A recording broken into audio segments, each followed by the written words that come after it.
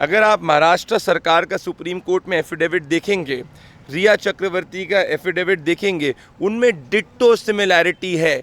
ऐसा कैसे है कि जो महाराष्ट्र सरकार कह रही है, मैं आपको उदाहरण देना चाहता हूँ।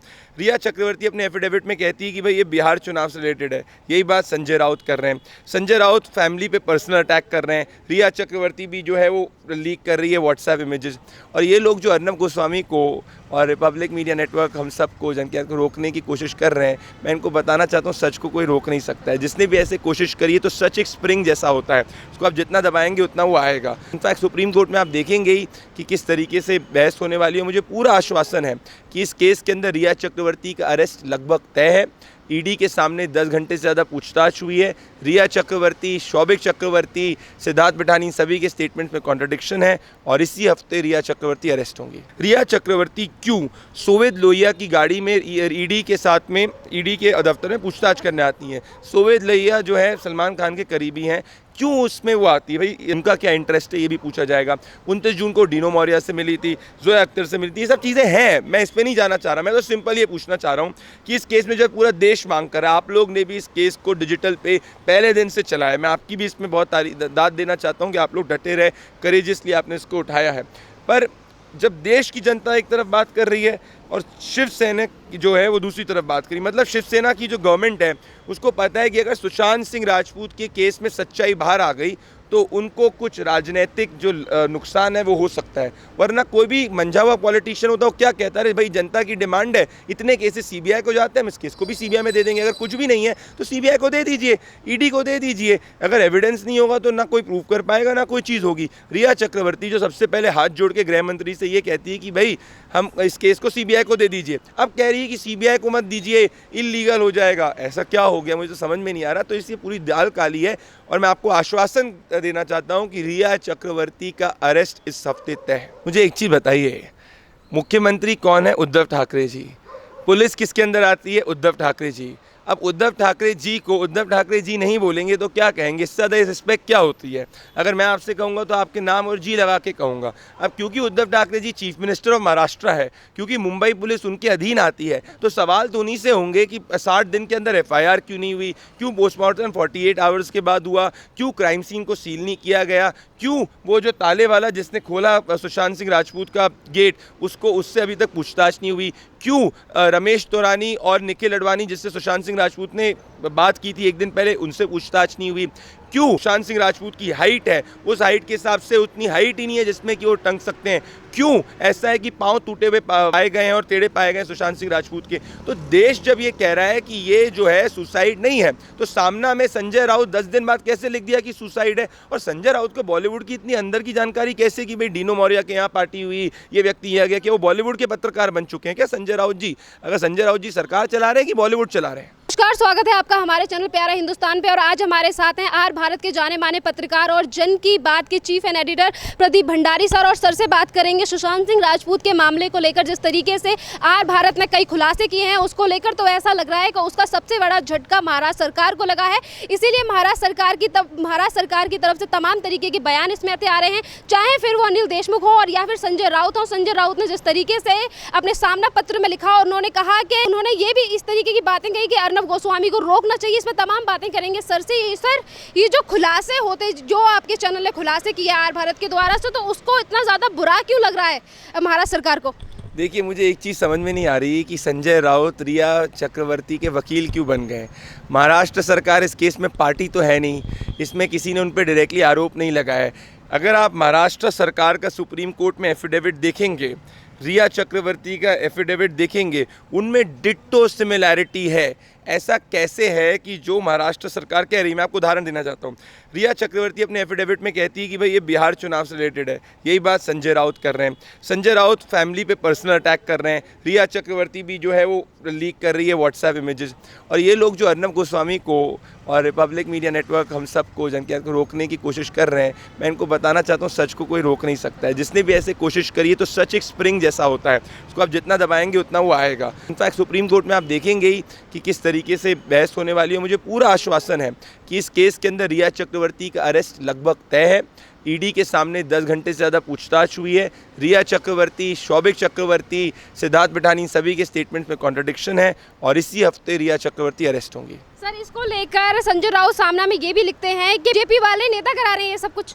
संजय राउत ने ज़िंदगी में कभी चुनाव लड़ा नहीं है। संजय राउत बैकडोर पॉलिटिक्स करते हैं। संजय राउत राज्यसभा से आए हुए हैं। अगर मैं उनको ओपन चैलेंज करना चाहता हूं कि अपने बड़े आलिशान मकान से बाहर निकलें अगर संजय राउत, और देश की जनता से, इनफैक्ट देश की जनता से थोड़ी शिव सैनिक से पूछ लें कि क्या सुशांत सिंह राजपूत के अंदर क्या वो इंसाफ चाहते हैं। हर शिव सैनिक बोलेगा कि भाई जो सवाल उठाए जा रहे हैं वो बिल्कुल सही सवाल उठाए जा रहे हैं। संजय राउत जो है वो कभी ज़िंदगी में नेतागिरी करे नहीं, 10 वोट पाए नहीं, इसलिए उनको पता नहीं है। वो सिर्फ ट्वीट करते हैं, बैकडोर पॉलिटिक्स करते हैं। अगर अपने घर के बाहर ही निकल जाओ, नुक्कड़ पे भी बात कर ले, उनको दूध का दूध और पानी का पानी पता चल जाएगा। और सर, इस बीच जैसे कि आज रिया चक्रवर्ती ने तमाम तरीके की, आपने भी देखा होगा कि जब वो ईडी के दफ्तर गई थी तो किस तरीके से वो मीडिया के साथ वो पेश आती हैं। मुझे बताइए, रिया चक्रवर्ती की सालाना आय 14 लाख, 14 लाख की सालाना आय में 10 लाख के वकील को पहली बात वो कैसे अफोर्ड कर रही है। दूसरी चीज़, महाराष्ट्र सरकार का एक एक स्टेटमेंट, ये मैं ओपन चैलेंज कर रहा हूँ, सुप्रीम कोर्ट के एफिडेविट का एक एक स्टेटमेंट रिया चक्रवर्ती के एफिडेविट से कैसे मिल रहा है। मतलब महाराष्ट्र सरकार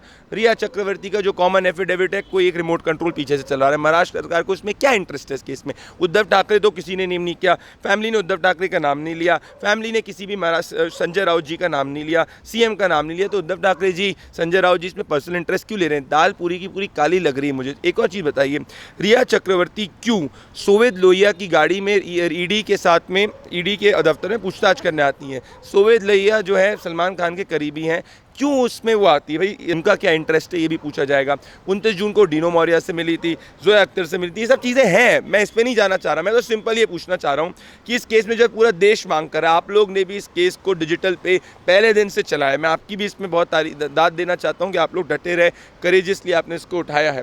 पर जब देश की जनता एक तरफ बात कर रही है और शिवसेना जो है वो दूसरी तरफ बात करी, मतलब शिवसेना की जो गवर्नमेंट है उसको पता है कि अगर सुशांत सिंह राजपूत के केस में सच्चाई बाहर आ गई तो उनको कुछ राजनीतिक जो नुकसान है वो हो सकता है। वरना कोई भी मंझा हुआ पॉलिटिशियन होता है वो क्या कहता है, भाई जनता की डिमांड है, इतने केसेस सीबीआई को जाते हैं, हम इस केस को भी सीबीआई में दे देंगे। अगर कुछ भी नहीं है तो सीबीआई को दे दीजिए, ईडी को दे दीजिए। अगर एविडेंस नहीं होगा तो ना कोई प्रूव कर पाएगा, ना कोई चीज़ होगी। रिया चक्रवर्ती जो सबसे पहले हाथ जोड़ के गृह मंत्री से ये कहती है कि भाई हम इस केस को सीबीआई को दे दीजिए, अब कह रही है कि सीबीआई को मत दीजिए, इल्लीगल हो जाएगा। ऐसा क्या हो गया, मुझे तो समझ में नहीं आ रहा। तो इसलिए पूरी दाल काली है और मैं आपको आश्वासन देना चाहता हूं कि रिया चक्रवर्ती का अरेस्ट इस हफ्ते तय है। सर, जिस तरीके का संजय राउत ये कहते हैं कि जैसे अर्नब सर ने ये मुद्दा उठाया और उन्होंने ये भी कहा कि उद्धव ठाकरे सरकार को उन्होंने खुली चुनौती दी, जिस तरीके से बातें आप कर रहे हो, तो उसको लेकर ये भी कहते हैं कि अर्नब गोस्वामी को इस तरीके की भाषा का इस्तेमाल नहीं करना चाहिए, वो यहाँ के मुख्यमंत्री हैं, उनके साथ सही से पेश आना चाहिए। मुझे एक चीज़ बताइए, मुख्यमंत्री कौन है? उद्धव ठाकरे जी। पुलिस किसके अंदर आती है? उद्धव ठाकरे जी। अब उद्धव ठाकरे जी को उद्धव ठाकरे जी नहीं बोलेंगे तो क्या कहेंगे? इससे ज़्यादा रिस्पेक्ट क्या होती है?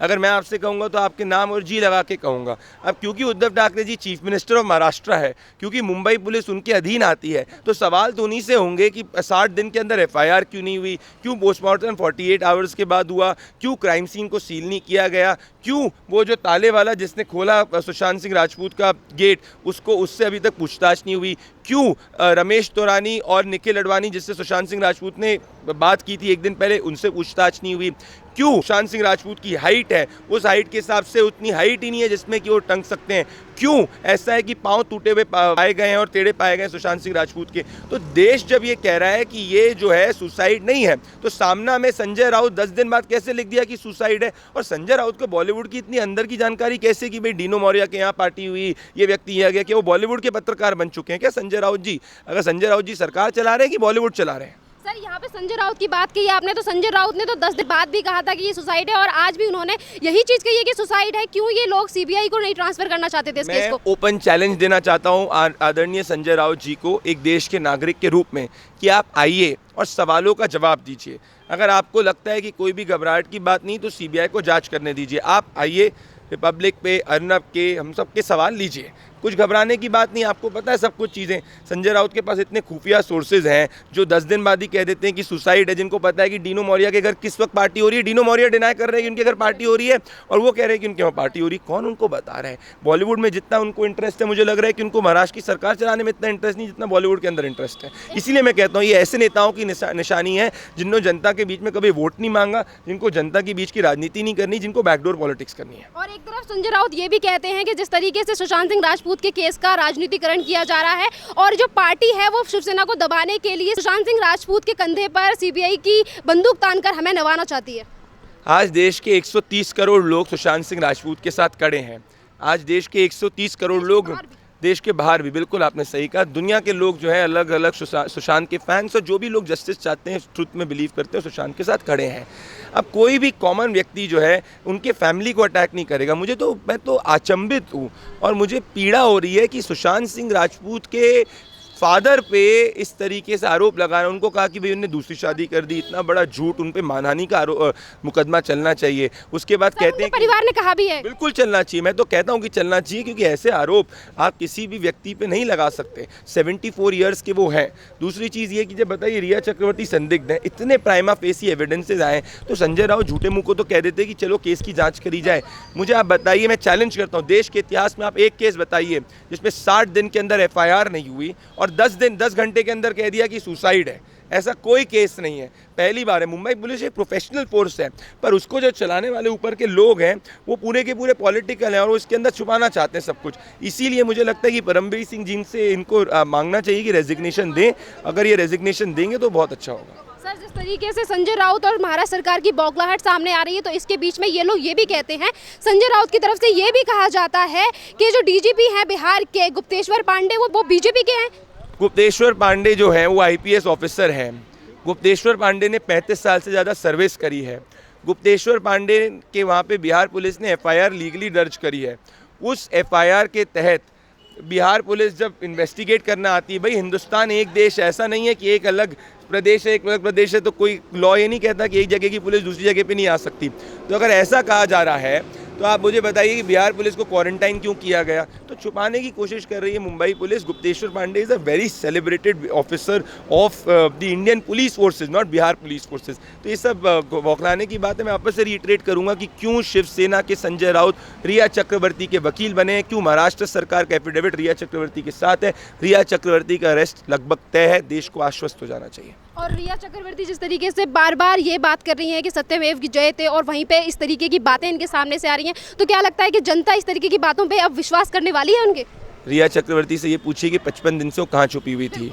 रिया चक्रवर्ती से बताइए, मैं रिया से पूछना चाहता हूँ कि 55 दिन से आप किसके फ्लैट में थी, कहाँ थी? आपने अपने सिक्योरिटी गार्ड को क्यों नहीं बताया कि अपने घर में आप रह रही हैं? दूसरी चीज़ आप बताइए, रिया चक्रवर्ती जो पहले कहती थी कि CBI जांच होनी चाहिए, CBI जांच से क्यों भाग रही हैं? क्यों आप ED को कह रही हैं कि ED को हमारी जांच नहीं करनी चाहिए? क्यों कह रही हैं कि भाई मीडिया ट्रायल नहीं हो, जब मीडिया जो है सवाल पूछ रहा है? क्यों ऐसा कह रही है कि सिर्फ मुंबई पुलिस को इसकी जांच करनी चाहिए? भाई तो मुझे तो लग रहा है कि रिया चक्रवर्ती को समझ में आ गया है कि अब पोल खुल चुकी है, सुशांत सिंह राजपूत को इंसाफ मिलने वाला है, CBI केस को इन्वेस्टिगेट करेगी और ED रिया चक्रवर्ती को अरेस्ट करना लगभग तय। जो ऐसी व्यक्ति जिसकी सालाना आय 14 लाख की है, वो 15 करोड़ खाते से निकालती है और 10 लाख पर डे के वकील को कैसे रख सकती, मुझे तो नहीं पता। सर, जिस तरीके से नेपोटिज्म को घेर लिया है लोगों ने और ये कह दिया है कि नेपोटिज्म की भीड़, जो नेपोटिज्म चलता है उसे खत्म करना है, तो इसी को लेकर जब करीना कपूर से पूछा जाता है, नेपोटिज्म की बात है ये, करीना कपूर से जब पूछा जाता है कि इस नेपोटिज्म के लिए क्या कहना चाहोगे, तो करीना कपूर इसमें ये बोलती हैं कि मत जाइए आप हमारी फिल्म देखने। तो इस तरह के एटीट्यूड के लिए क्या कहना?